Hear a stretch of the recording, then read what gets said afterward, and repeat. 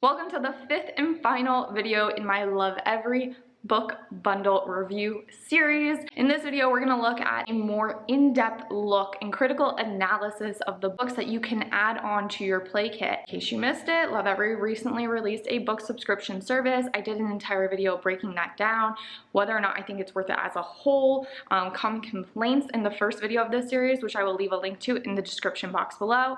This video is going to be a more in-depth look at play kit by play kit and whether or not I think it's worth getting, worth skipping, any controversial things I noticed in there where you might want to change the text at home. If you guys are new here, my name is Rachel from The Confused Mom. Welcome to my channel. I share baby and toddler product reviews, activities, as well as Montessori at home tips, and I have reviewed all of the Lovevery play kits to date. Typically when I do their reviews, I share Amazon alternatives as well as other toy dupes if you're more interested in self-curating. And I also flip through every single page of the books so that you guys can get a little bit more of a insider look at that.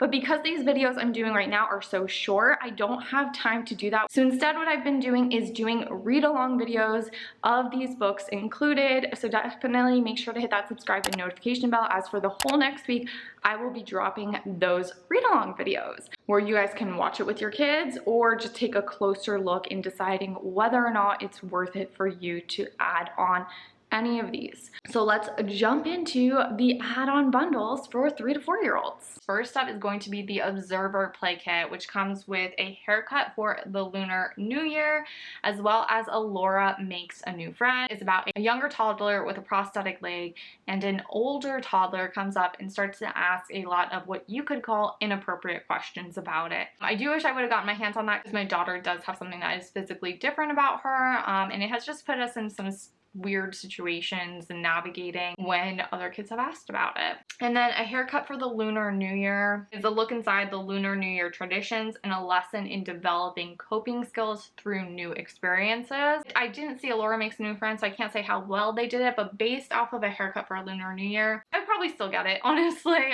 There's a couple things that fell a little bit short for me, but not enough that I wouldn't get it because the good really outweighs the bad here. So the bad in this one, in my opinion, is twofold. Number one, Lovevery usually includes translations for how to pronounce certain words, and they did not here, which I thought was a really bummer and missed opportunity. And then number two, and this one's just based off of my personal experience, so I feel like it's a missed opportunity, but maybe it's not the common experience of others. My daughter, I needed to cut some of her hair for health testing, and she was so excited about it. She was like, oh my god, yeah, these are the scissors. She loved it.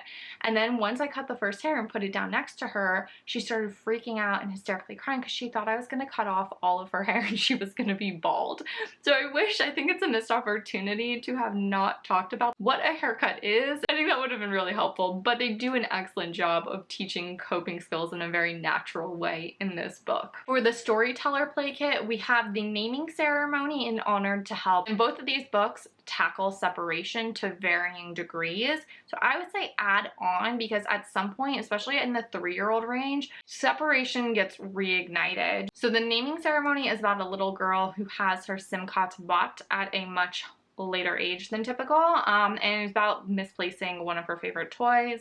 And then Honored to Help is one of my favorite Lovevery books too. It is about a dad who's in the US Air Force and how our roles shift during times of separation, how we all help in our own unique way, and then coming back together. I love that they kept the time frame of this very open-ended. They keep it very light.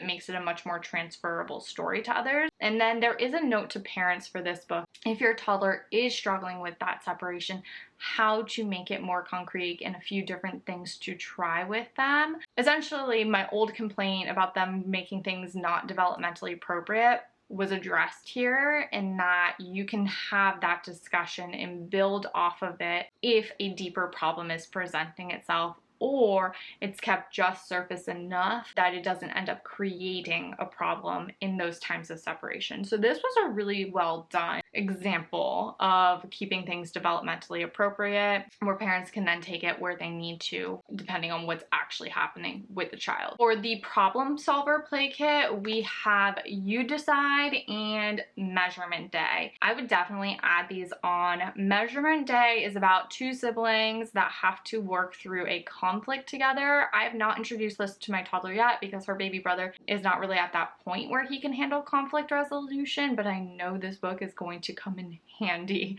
once he is at that stage. And then You Decide is a choose your own adventure style book, really teaching our kids about the consequences of their choices. And I have to say, we read this book literally at minimum 3 times a day. It is one of my daughter's absolute favorite books. And what I love specifically about this book is I've always kind of talked to my daughter exactly how this book is written. However, it was always a very abstract concept. If you don't come now, then we're not going to have time for this, blah, blah, blah. And even though she had lived through it, this book seems to be what finally put her over the edge in organizing that information in her head, because we know for 3-year-olds, time is still pretty abstract. And so the other day, she wouldn't leave the beach and we needed to go. I literally got to say to her, if you leave now, you'll have time to go to the cookie store like Hannah had time to play airplanes. But if you refuse to get in your car seat, we won't have time for the store and you may feel sad like Hannah did when she missed her uncle. So it really got to kind of like bring a lot of loose threads together, and it lets toddlers play with their choices, play with those uncomfortable parts of themselves, and see things through a little bit more. So 10/10 recommend that. And then the Analyst Play Kit includes You Can Do It, which is actually a 2-for-1 book, and The Sleepover. So The Sleepover I haven't introduced yet because my toddler has not slept away from us yet. But with that said, I think it would be super helpful for kids. And what I do really love about it is they teach a concept in here that we use personally with our daughter, which is when your mom was a little girl. So a lot of times when our toddler is having a hard time with things, we will tell her stories about us at her age struggling with the same thing,